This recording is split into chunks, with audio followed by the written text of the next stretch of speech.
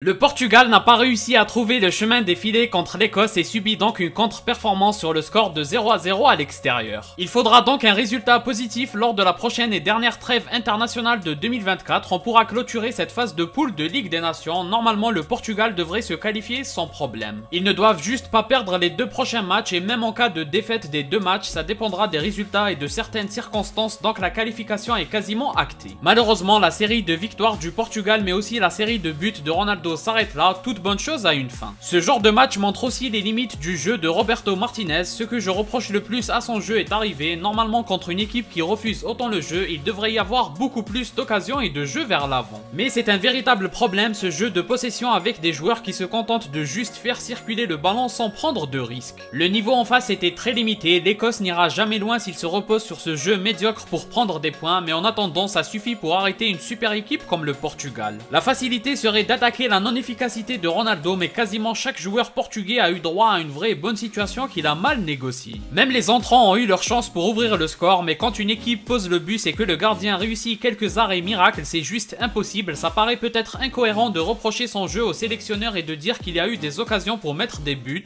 mais c'est plus une question de rapport entre la domination et le danger provoqué. Selon moi, c'est loin d'être suffisant. Les joueurs portugais ont tendance à poser le jeu et prendre un siècle pour construire une action. Face à une équipe qui pose le but, ça devrait aller bien plus vite que ça. C'est pas la première fois qu'on en parle, ça date de l'Euro, la difficulté à ouvrir les espaces contre les blocs bas. On dirait que la solution n'a toujours pas été trouvée, mais d'un autre côté, c'est difficile pour tout le monde. Les Écossais étaient à 10 dans leurs 15 à 20 mètres. Maintenant, concernant Ronaldo en particulier, certes, il aurait pu mieux faire. Je pense notamment à sa tête bien servie par Jota au retour des vestiaires. On pense aussi à son occasion en fin de match où il rate le cadre après un bon contrôle et une feinte. Mais à aucun moment on se dit qu'il rate l'immanquable. Après, on attend de lui qu'il marque, donc on ne va pas dire qu'il fait un bon match. C'est la dure réalité des neufs, mais de là à dire que c'est une mauvaise prestation, je n'irai pas jusqu'à là. Comme toujours, on voit qu'il fait avancer le jeu, il libère des espaces pour les coéquipiers, il est toujours au duel, il a même tenté un retour exceptionnel. Pour moi, c'est loin d'être mauvais tout ce qu'il a fait, mais on attend de lui cette magie en plus. Logiquement, il ne peut pas être le sauveur à chaque match. Par contre, Jota, c'est vraiment insuffisant, il n'a eu qu'une bonne situation en première mi-temps et il n'a pas du tout participé au jeu. Le reproche est toujours le même aux autres buteurs portugais, ils ne montrent pas qu'ils méritent de passer devant Ronaldo, c'est aussi simple que ça. En tout cas, pas besoin de dramatiser non plus, c'était un match correct de la part des Portugais malgré l'échec devant les buts. Pour moi, on ne peut pas blâmer un joueur en particulier, ils auraient tous pu mieux faire, que ce soit les buteurs sur les rares occasions qu'ils ont eues, ou encore les passeurs sur leur centre trop souvent imprécis, ou même les milieux de terrain qui ne font jamais cette passe qui casse des lignes, ou encore un dépassement de fonction. Aucun joueur n'a réussi à faire la différence à son niveau individuel pour que ça rejaillisse sur le collectif, mais le jeu portugais permet de marquer son territoire et imposer une supériorité à son adversaire. C'est aussi ce à quoi sert cette Ligue des Nations qui embellit des matchs amicaux, ça donne un intérêt compétitif au match, mais avant tout l'objectif c'est de construire un collectif et d'améliorer le jeu jusqu'à la compétition majeure suivante. Et pour en arriver là, il faut identifier les faiblesses pour les compenser et c'est ce à quoi sert ce genre de match. On va s'arrêter là pour le débrief. Malgré le 0-0, c'était loin d'être l'ennui total, c'était pas non plus la régalade, mais on en a assez eu pour nous tenir en haleine. Franchement, c'est déjà pas mal, on ne va pas être hyper exigeant, surtout que la Ligue des Nations du Portugal est plutôt réussie. Rendez-vous donc avec El Nasser pour les prochains débriefs des matchs du GOAT.